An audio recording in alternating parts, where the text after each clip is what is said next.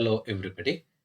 This is the sixth session for the sixth semester BCom students for the subject GST and Customs Duty of the Mangalore University.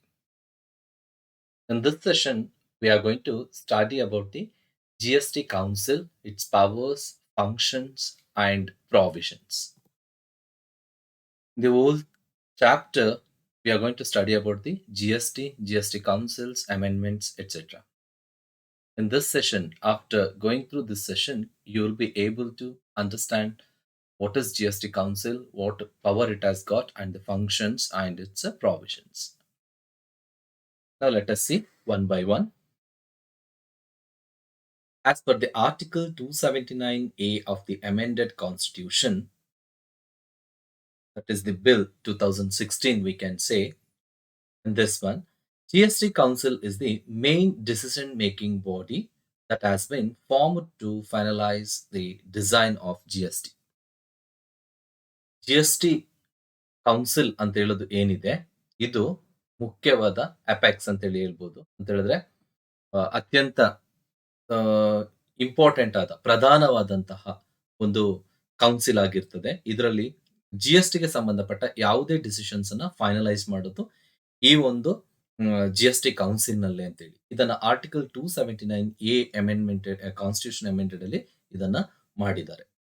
Next ಈ council ಹೇಗೆ ಇರ್ತದೆ ಅಂತ ಹೇಳಿದ್ರೆ, it makes the recommendations for the union. ಈ council ಏನ್ ಮಾಡ್ತದೆ, ಕೇಂದ್ರಕ್ಕೆ ಆಗಿರ್ಬೋದು, ರಾಜ್ಯಕ್ಕೂ ಆಗಿರ್ಬೋದು, ಇಂಪಾರ್ಟೆಂಟ್ ಇಶ್ಯೂಸ್, ಕೆಲವು ಸಮಸ್ಯೆಗಳಿರ್ಬೋದು ಅಥವಾ ಕೆಲವು ಪರಿಹಾರಗಳನ್ನು ಸೂಚಿಸಲಿಕ್ಕೆ, ಸಮಸ್ಯೆಗಳಿಗೆ ಪರಿಹಾರಗಳನ್ನು ಸೂಚಿಸುವಂತದ್ದು ಈ ಕೌನ್ಸಿಲ್, ಜಿಎಸ್ಟಿ ರಿಲೇಟೆಡ್ ಮಾತ್ರ ಸೂಚಿಸುವಂತದ್ದು ಈ ಕೌನ್ಸಿಲ್ ನ ಬಹುಮುಖ್ಯ ಕಾರ್ಯವಾಗಿರ್ತದೆ.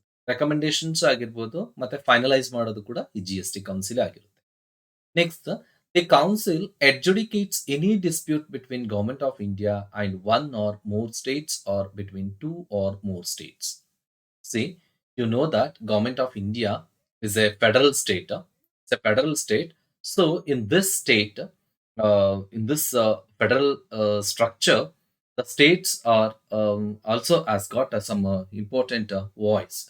So, in the union structure, the states will have some issues, so that has to be get settled. So that is possible only through the council. ಈ ಕೌನ್ಸಿಲ್ ಏನ್ ಮಾಡುತ್ತೆ, ಆ disputes ಅನ್ನ government ಮತ್ತು ಮೂರ್ ಸ್ಟೇಟ್ಸ್ ಗೆ ಇರುವಂತಹ ಪ್ರಾಬ್ಲಮ್, ಅಂದ್ರೆ ಫೆಡರಲ್ ಸ್ಟೇಟ್ಸ್ ಅಂತ ಹೇಳಿ ಹೇಳ್ತೇವಲ್ಲ, ಆ ಒಂದು ವ್ಯವಸ್ಥೆಯಲ್ಲಿ ಇರೋದ್ರಿಂದ ಭಾರತ ಸರ್ಕಾರ ಮತ್ತು ರಾಜ್ಯಗಳೇನಿದೆ, ಮತ್ತು ಎರಡು ರಾಜ್ಯಗಳು ಮತ್ತು ಇನ್ನೊಂದು ರಾಜ್ಯಕ್ಕೆ, ಹೀಗೆ ಅವರ ರಾಜ್ಯಗಳ ಮಧ್ಯೆ ಇರ್ಬೋದು, ಇಲ್ಲ ಅಂತ ಹೇಳಿದ್ರೆ ಭಾರತ ಸರ್ಕಾರ ಮತ್ತು ರಾಜ್ಯಗಳಿಗಿರ್ಬೋದು, ಅವರಲ್ಲಿ ಈ ಜಿಎಸ್ಟಿಯ ಬಗ್ಗೆ ಇರುವಂತಹ ಸಮಸ್ಯೆಗಳು ಅಥವಾ ಡಿಸ್ಪ್ಯೂಟ್ಸ್ ಏನಾದ್ರು ಇದ್ರೆ ಅದನ್ನ ಸರಿಪಡಿಸುವಂತದ್ದು ಈ ಕೌನ್ಸಿಲ್ಗೆನೆ ಅಧಿಕಾರ ಇರುವಂತದ್ದು. ನೆಕ್ಸ್ಟ್, ಈ ಜಿಎಸ್ಟಿ ಹೇಗೆ ಇದೆ, ಇದರ ಅಧಿಕಾರ, ಗವರ್ನಿಂಗ್ ಬಾಡಿ ಅಂತ ಹೇಳಿದ್ರೆ, ಆಡಳಿತ ನಡೆಸೋದಾದ್ರೆ ಹೇಗೆ ಈ ಕೌನ್ಸಿಲ್ ಅಲ್ಲಿ ಯಾರ್ಯಾರು ಇರ್ತಾರೆ ಅಂತ ಹೇಳಿದ್ರೆ, ಯೂನಿಯನ್ ಫೈನಾನ್ಸ್ ಮಿನಿಸ್ಟರ್ ಇರ್ತಾರೆ, ಅಂದ್ರೆ ಕೇಂದ್ರದ ಕ್ಯಾಬಿನೆಟ್ ದರ್ಜೆ ಸಚಿವರು ಇರ್ತಾರೆ. ಅವರನ್ನೇ ಚೇರ್ ಪರ್ಸನ್ ಅಂತ ಮಾಡಿರ್ತಾರೆ, ಅಂದ್ರೆ ಮುಖ್ಯ, ಆ ಕೌನ್ಸಿಲ್ ಅಲ್ಲಿಯೇ ಮುಖ್ಯ ಅಧಿಕಾರಿ ಅವರಾಗಿರ್ತಾರೆ. ಇನ್ನು ಯೂನಿಯನ್ ಮಿನಿಸ್ಟರ್ ಆಫ್ ಸ್ಟೇಟ್, ರಾಜ್ಯ ಅಧ್ಯಕ್ಷರು ಅಂತ, ಅಂದ್ರೆ ಕೇಂದ್ರ, ಈಗ ಯಾವುದೇ ಒಂದು ಮಿನಿಸ್ಟರ್ ಇರುತ್ತೆ, ಯೂನಿಯನ್ ಫೈನಾನ್ಸ್ ಮಿನಿಸ್ಟರ್ ಅಂತ ಇದ್ರೆ ಅದಕ್ಕೆ ರಾಜ್ಯ ಸದಸ್ಯರು ಅಂತ ಹೇಳಿ ಇರ್ತದೆ. ಸೊ ಆ ರೀತಿಯ ರಾಜ್ಯ ಮಂತ್ರಿ ಅಂತ ಹೇಳಿ ಇರ್ತದಲ್ವಾ, ಆ ತರದ್ದು ರಾಜ್ಯ ಮಂತ್ರಿ in charge of revenue of finance as member. Revenue or finance, ಅದು ಆರ್ ಆಗ್ಬೇಕು, ರೆವೆನ್ಯೂ ಆರ್ ಫಿನಾನ್ಸ್ ಅಂತ. ಫಿನಾನ್ಸ್ಗೆ ಸಂಬಂಧಪಟ್ಟ ಹಾಗೆ, ಕಂದಾಯ ಮತ್ತು ಹಣಕಾಸಿಗೆ ಸಂಬಂಧಪಟ್ಟ ಹಾಗೆ ಸ್ಟೇಟ್ ಇನ್ಚಾರ್ಜ್ ಇರುವಂತಹ ಮಂತ್ರಿ ಅದರಲ್ಲಿ ಮೆಂಬರ್ ಆಗಿರ್ತಾರೆ. ಮತ್ತೆ minister in charge of finance or taxation, ತೆರಿಗೆ ಇರ್ಬೋದು ಮತ್ತು ಹಣಕಾಸಿಗೆ ಸಂಬಂಧಪಟ್ಟ ಒಂದು ಇಲಾಖೆಗೆ ಇನ್ಚಾರ್ಜ್ ಆಗಿರುವಂತಹ ಮಿನಿಸ್ಟರ್ ಇರ್ತಾರಲ್ವಾ, ಆ ತರದ ಮಿನಿಸ್ಟರ್ಸ್ ಎಲ್ಲಾ ರಾಜ್ಯದ ministers of nominated by each state, ಪ್ರತಿ ಸ್ಟೇಟ್ ಇಂದ ಯಾರನ್ನ ನಾಮಿನೇಟ್ ಮಾಡಿರ್ತಾರೆ ಆ ರಾಜ್ಯ ಸರ್ಕಾರ, ಅವರೆಲ್ಲರೂ ಕೂಡ ಇದರಲ್ಲಿ ಮೆಂಬರ್ ಆಗಿರ್ತಾರೆ. ಇದರೊಟ್ಟಿಗೆ the secretary will be appointed as the ex officio secretary to the GST council ಅಂತ. ದಿ ಸೆಕ್ರೆಟರಿ ಅಂದ್ರೆ ರೆವಿನ್ಯೂ ಸೆಕ್ರೆಟರಿನ ಜಿಎಸ್ಟಿ ಕೌನ್ಸಿಲ್ಗೆ ಎಕ್ಸ್ ಆಫಿಸಿಯೋ ಸೆಕ್ರೆಟರಿ ಅಂತ ಮಾಡ್ಕೊಳ್ತಾರೆ. ಮತ್ತೆ the chairperson of CBIC ಅಂತ ಹೇಳಿದ್ರೆ ಸೆಂಟ್ರಲ್ ಬೋರ್ಡ್ ಆಫ್ ಎಕ್ಸೈಸ್ ಅಂತ ಹೇಳಿ ಬರ್ತದಲ್ವಾ, ಆ ಒಂದು ಇದಕ್ಕೆ ಸಂಬಂಧಪಟ್ಟ, ಸೆಂಟ್ರಲ್ ಬೋರ್ಡ್ ಗೆ ಸಂಬಂಧಪಟ್ಟ ವ್ಯಕ್ತಿಗಳು ಯಾರಿರ್ತಾರೆ ಅವರನ್ನ ಅವರು ಕೂಡ ಇದರಲ್ಲಿ ತುಂಬಾ ಇಂಪಾರ್ಟೆಂಟ್ ಆಗಿ ಚೇರ್‌ಪರ್ಸನ್ ಆಗಿ ಇರ್ತಾರೆ. ಅಂತ ಹೇಳಿದ್ರೆ ನಾನ್ ವೋಟಿಂಗ್ ರೈಟ್ಸ್ ಅವರಿಗೆ ಪರ್ಮನೆಂಟ್ ಆದ ಇದು ಪರ್ಮನೆಂಟ್ ಆಗಿ ಮತ್ತು ನಾನ್ ವೋಟಿಂಗ್ ಅಂತ ಹೇಳಿ ಹೇಳ್ತಾರೆ. ಅಂದ್ರೆ ವೋಟಿಂಗ್ ರೈಟ್ಸ್ ಬೇಕು ಅಂತಿಲ್ಲ. ಬಟ್ ಪ್ರತಿ ಬಾರಿಯೂ ಕೂಡ ಅವ್ರನ್ನ central board of excise and customs ಅಂತ ಹೇಳಿ ಅದರ ಚೇರ್‌ಪರ್ಸನ್ ಆಗಿ ಇಟ್ಕೊಂಡಿರ್ತಾರೆ. ಪ್ರೊಸೀಡಿಂಗ್ಸ್ ಅನ್ನ ಫುಲ್ ಕಂಪ್ಲೀಟ್ ಆಗಿ ಈ ಎಲ್ಲಾ ಪ್ರಕ್ರಿಯೆನ ನೋಡ್ಲಿಕ್ಕೆ.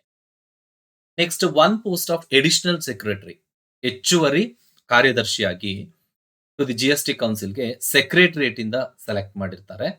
ಮತ್ತೆ 1 post sorry 4 posts of commissioner 4 ಕಮಿಷನರ್‌ಗಳು ಬೇಕು ಜಿಎಸ್‌ಟಿ ಕೌನ್ಸಿಲ್‌ಗೆ. ಅದು ಸೆಕ್ರೆಟರಿಯೇಟ್ ಇಂದಾನೇ ಆಗಿರುತ್ತೆ.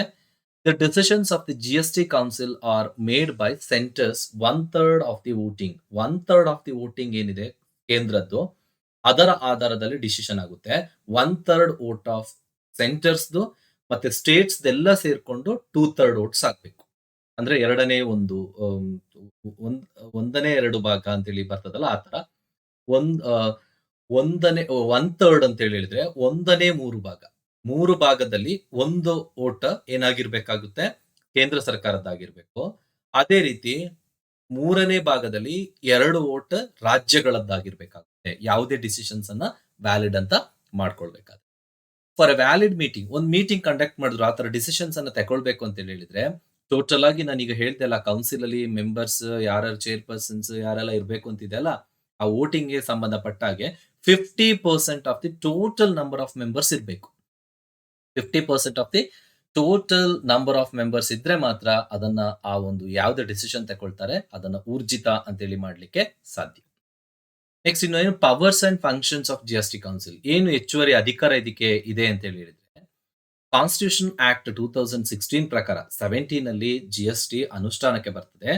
2016 ಅಲ್ಲಿಯೇ ಕಾನ್ಸ್ಟಿಟ್ಯೂಷನ್ ಸಂವಿಧಾನಕವಾದ ಕಾಯ್ದೆಯನ್ನ ಕಾಯ್ದೆಯಾಗಿ ಮಾಡಿರ್ತಾರೆ. ಸೊ ಅದರಲ್ಲಿ ಏನೆಲ್ಲ ಹೇಳ್ತಾ ಇದ್ದಾರೆ ಅಂತ ಹೇಳಿದ್ರೆ, ಯಾವುದೇ ಡಿಸಿಷನ್ ಜಿಎಸ್‌ಟಿ ಕೌನ್ಸಿಲ್ ತಗೊಳ್ಬೇಕಾದ್ರೆ ಮೆಜಾರಿಟಿ ಯಾವುದನ್ನ ಮೆಜಾರಿಟಿ ಅಂತ ಹೇಳಿ ಹೇಳ್ತಾರೆ ಅಂತ ಹೇಳಿದ್ರೆ 3/4 of the weighted votes of the members present ಅಂತ. ಮೆಂಬರ್ಸ್ ಏನ್ ಇರ್ತಾರಲ್ಲಿ ಅವ್ ಆ ಈ ಪ್ರ ಅಲ್ಲಿ ಹಾಜರಿದ್ದ ಮೆಂಬರ್ ಅಲ್ಲಿ ಮುಕ್ಕಾಲು ಭಾಗದ ವೋಟಿಗೆನೆ ವೈಟೇಜ್ ಕೊಡೋದು ಅಂತೇಳಿ.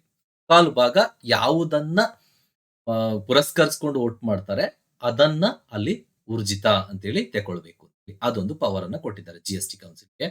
ಮತ್ತೆ ಇನ್ನು the vote of the central government ಸಾಧಾರಣವಾಗಿ 1/3 ಆಫ್ ದಿ ವೋಟ್ಸ್ ಕಾಸ್ಟೆಡ್ ಏನು ಅಲ್ಲಿ ವೋಟ್ ಅನ್ನ ಹಾಕಿರ್ತಾರೆ ಒಂದು ವಿಷಯದ ಕುರಿತಾಗಿ, ಆ ವಿಷಯದ ಕುರಿತಾಗಿ ವೋಟ್ ಏನು ಅದನ್ನ ಪುರಸ್ಕರಿಸಬೇಕು ಅಂತ ಹೇಳಿದ್ರೆ 1/3 ವೋಟ್ ಏನಾಗಬೇಕಾಗಿರ್ತದೆ ಸೆಂಟ್ರಲ್ ಗವರ್ನಮೆಂಟ್ ಆಗಿರ್ಬೇಕು. 2/3 ವೋಟ್ ಸ್ಟೇಟ್ ಗವರ್ನಮೆಂಟ್ಸ್ ಆಗಿರ್ಬೇಕು ಹಿಂದೆನೆ ಹೇಳಿದಾಗೆ. ಮತ್ತೆ 50% of the members of GST council shall constitute the quorum of its meetings. Quorum ಅಂತ ಹೇಳಿದ್ರೆ ಹಾಜರಾತಿ. ಮಿನಿಮಮ್ ಹಾಜರಾತಿ ಇರಬೇಕು ಅಂತ. ಇನ್ನು ದ ಟ್ಯಾಕ್ಸಸ್, ಸೆಸ್‌ಗಳು, ಸರ್ಚಾರ್ಜಸ್ ಗಳಂತೆಲ್ಲ ಇದೆ. ಟ್ಯಾಕ್ಸ್ ಅಲ್ಲಿ ನೀವು ಕಲ್ತಿದ್ರಲ್ಲ ಇದೆಲ್ಲ. ಇದನ್ನೆಲ್ಲ ಯಾರು ವಿಧಿಸ್ತಾರೆ? Centre and states and local bodies ಎಲ್ಲ ಏನು ವಿಧಿಸ್ತಾ ಇದ್ರು ಇದುವರೆಗೆ, ಅದೆಲ್ಲವೂ ಕೂಡ ಜಿಎಸ್‌ಟಿ ಒಟ್ಟಿಗೆ ಸಬ್ಸ್ಯೂಮ್ ಅಂತ ಹೇಳಿದ್ರೆ ಅದರೊಟ್ಟಿಗೆ ಸೇರಿಸಲ್ಪಟ್ಬಿಟ್ಟಿದೆ. ಅದನ್ನ ಅಡಕಗೊಳಿಸಲಾಯಿತು ಅಂತ ಹೇಳ್ಬಿಟ್ಟು. ಆಯ್ತಾ? ಇನ್ನು ಸೆಪರೇಟ್ ಆಗಿ ಹಾಗೆ ಹೇಳಲಿಕ್ಕೆ ಇಲ್ಲ ಅಂತೇಳಿ. ಇನ್ನು ಜಿಎಸ್‌ಟಿ ರೇಟ್ಸ್ ಅಂಡ್ ಸ್ಲ್ಯಾಬ್ಸ್ ಏನಿದೆ, ರೇಟ್‌ಗಳನ್ನ ಅದನ್ನ ನಿರ್ಧರಿಸುವಂತದ್ದು ಜಿಎಸ್‌ಟಿ ಕೌನ್ಸಿಲೇ ಆಗಿರ್ತದೆ. ಇನ್ನು ಜಿಎಸ್‌ಟಿ ಎಕ್ಸೆಂಪ್ಟೆಡ್ ಥ್ರೆಶೋಲ್ಡ್ ಲಿಮಿಟ್‌ಗಳು ಅಂತ ಇದೆ ಕೆಲವು. ಅಂದ್ರೆ ಕೆಲವುದಕ್ಕೆ 20 ಲಕ್ಷ ಅಂತ ಹೇಳಿದೆ. ಕೆಲವುದಕ್ಕೆ 75,000 ಅಂತ ಹೇಳ್ಕೊಂಡು ಎಲ್ಲ ಈ ತರ ಇದೆ. 20 ಕ್ರೋರ್ಸ್ ಕೆಲವುದಕ್ಕಿದೆ. ಕೆಲವುದಕ್ಕೆ 75 ಲಕ್ಷ ಅಂತೆಲ್ಲ ಇದೆ. ಆಯ್ತಾ? ಬಿಸಿನೆಸ್ ಅನ್ನ ಜಿಎಸ್‌ಟಿಗೆ ರಿಜಿಸ್ಟರ್ ಮಾಡ್ಕೊಳ್ಳಿಕ್ಕೆ ಮತ್ತೆ ಬಿಸಿನೆಸ್‌ಗೆ ಜಿಎಸ್‌ಟಿಗೆ ರಿಜಿಸ್ಟರ್ ಮಾಡ್ಲಿಕ್ಕೆ ಕಂಪಲ್ಸರಿ ಇಲ್ಲ ಅಂತ ಹೇಳೋದಕ್ಕೆ ಕೆಲವು ಥ್ರೆಶೋಲ್ಡ್ ಬಿಸಿನೆಸ್‌ನ ಟರ್ನ್‌ಓವರ್ ಲಿಮಿಟ್ ಇದೆ. ಆ ಟರ್ನ್‌ಓವರ್ ಲಿಮಿಟ್‌ಗಳನ್ನ ಕೂಡ ಜಿಎಸ್‌ಟಿ ಕೌನ್ಸಿಲ್ ಡಿಸೈಡ್ ಮಾಡುತ್ತೆ. ನೆಕ್ಸ್ಟ್ ಎನಿ ಸ್ಪೆಷಲ್ ರೇಟ್ ಯಾವುದೇ ವಿಶೇಷ ದರಗಳಿರ್ಬೋದು ಫಾರ್ ಎ ಸ್ಪೆಸಿಫೈಡ್ ಪೀರಿಯಡ್ ಕೆಲವು ಅವಧಿಯ ತನಕ ಅಥವಾ ಎಡಿಷನಲ್ ರಿಸೋರ್ಸಸ್ ಯಾವ್ದಾದ್ರು natural calamities disasters disasters in the sense ವಿಕೋಪಗಳಾದಾಗ ಏನಾಗುತ್ತೆ ಆಗ ಕೂಡ ಅದು ಏನು ಡಿಸಿಷನ್ ತಗೊಳ್ಬಹುದು ಅದು ಜಿಎಸ್‌ಟಿ ಕೌನ್ಸಿಲ್‌ಗೆ ಬಿಟ್ಟಿರ್ತಾರೆ. ಸ್ಪೆಷಲ್ ಪ್ರಾವಿಷನ್ಸ್ ಕೆಲವು ವಿಶೇಷವಾದಂತಹ ಒಂದು ಅಧಿಕಾರಗಳನ್ನ north east states Jammu Kashmir, Himachal Pradesh and ಉತ್ತರಾಖಂಡ್‌ಗೆ ಕೊಟ್ಟಿದೆ. ಆಯ್ತಾ? ಕೆಲವು ಕಾರಣಗಳನ್ನ ಮುಂದಿಟ್ಕೊಂಡು.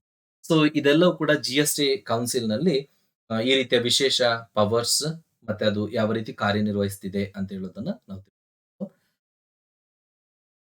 ಓಕೆ. Thank you.